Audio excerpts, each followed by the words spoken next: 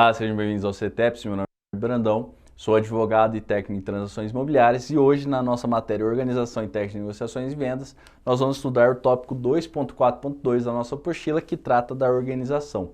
E a organização tratada nesse tópico é a organização enquanto função administrativa. E essa função administrativa, ela tem a finalidade de buscar organizar, estruturar, integrar os recursos que estão disponíveis para que as ações a serem realizadas possam atingir um sucesso. Ou seja, você vai organizar ali quais são os recursos que você vai precisar para que as ações realizadas possam atingir o sucesso. Além disso, a organização ela está relacionada ao desenho da estrutura organizacional, que é feito com base no planejamento estratégico e também com a estrutura de órgãos, cargos, rotinas, procedimentos de cada departamento, que é feito no nível tático e define também os métodos e os processos de trabalho de operacional e de operação que está ligado ao nível operacional, ou seja, vai definir como serão desenvolvidos, utilizados recursos em cada um dos níveis da empresa, no nível estratégico, nível tático e no nível operacional. E a organização ela tem uma diferença grande da função planejamento, porque o planejamento vai tomar as decisões sobre os recursos e a função organização ela vai obter os recursos, definir como serão obtidos os recursos e colocar cada uma dessas coisas no lugar certo, ou seja, vai definir como os recursos serão colocados nos locais certos para que os objetivos da organização da empresa sejam atingidos. Além disso, a organização ela tem 4 componentes. Ela tem as tarefas, as pessoas, os órgãos e as relações como componentes básicos ali da sua função. As tarefas são o resultado da divisão do trabalho dentro da empresa, ou seja, você vai definir ali quais são as atividades, quais são as funções e depois de fragmentado o trabalho em atividades e funções, você vai subdividir em tarefas, ou seja, você vai verificar qual que é o trabalho que deverá ser realizado, quais são as atividades e funções que compõem esse trabalho e depois você vai subdividir em tarefas. Essa tarefa, ela serve para você otimizar a especialização da sua equipe. Você especializa as suas áreas, as suas funções e pessoas. Você consegue verificar o seguinte: para eu realizar um trabalho, é necessário fazer certas atividades, certas funções, e dentro dessas funções, quais são as tarefas que devem ser desenvolvidas, e dependendo do tamanho da sua empresa, do tamanho da sua imobiliária, você consegue otimizar definindo, atribuindo uma tarefa para cada pessoa específica, para que aquela pessoa se torne especialista naquele assunto e preste um serviço muito melhor, em menor tempo.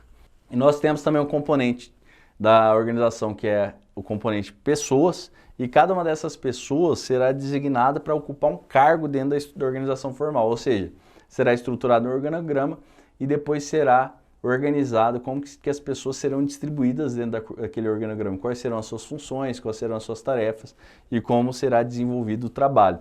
E ela será sempre uma parte específica do trabalho global, ou seja, ela vai ser uma peça que será utilizada, uma engrenagem de um motor que será colocado que conjuntamente, de forma coordenada com outros setores, vai contribuir com a organização, com a empresa de forma global.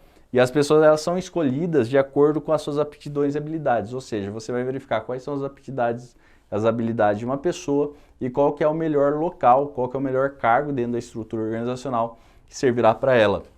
Outros componentes da função organizacional são os órgãos. Os órgãos eles são responsáveis por agrupar as pessoas e as tarefas dentro da organização. E quando elas são agrupadas, são criados departamentos, áreas, divisões e unidades.